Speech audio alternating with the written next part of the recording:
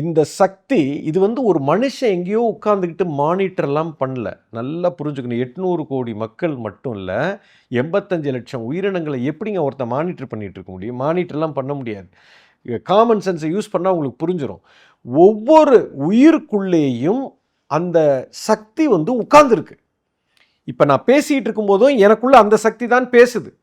அப்போ அது நான் செயல்பட்டு கொண்டே இருக்குது. நான் இப்போ கையை அசைக்கிறேன்னா இதுக்குள்ளே அது செயல்படுது. நான் காலை நகுத்துறேன், செயல்படுது. எனக்குள்ள ஒரு எண்ணம் வருது, அதுக்குள்ளே உட்கார்ந்துருக்குது. அப்போ ஒவ்வொரு பொருள்தன்மையிலையும் பொருளற்ற தன்மையிலையும் அந்த சக்தி வந்து உட்கார்ந்து கொண்டே இருக்குது. அப்போ அந்த செயல்பாட்டில் நான் செய்கிற ஒரு செயல் வந்து அது ஒரு தர்மம்னு ஒன்று வச்சுருக்கு, ஒரு விதின்னு ஒன்று வச்சுருக்கு. அந்த விதியை விட்டு நான் செய்கிற என்னுடைய சொல்லு, என்னுடைய செயல், என்னுடைய சிந்தனை இது வந்து அதிலிருந்து விலகுச்சுன்னா அடுத்த செகண்டு அதை விலகிட்ட அப்படின்னு அதுக்குண்டான பிளாக் அது போட்டுரும், தண்டனையை கொடுத்துரும். You understand? இது வந்து ஆட்டோமேட்டிக்காக நடக்கும். மொமெண்ட் இது நடந்துக்கிட்டே இருக்கும்.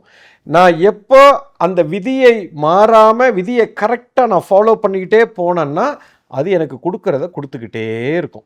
இது வந்து ஆட்டோ மோடில், ஆட்டோ பைலட்டில் ஓடிக்கிட்டு இருக்கு. இது யாரும் கண்ட்ரோல்லாம் பண்ணலை.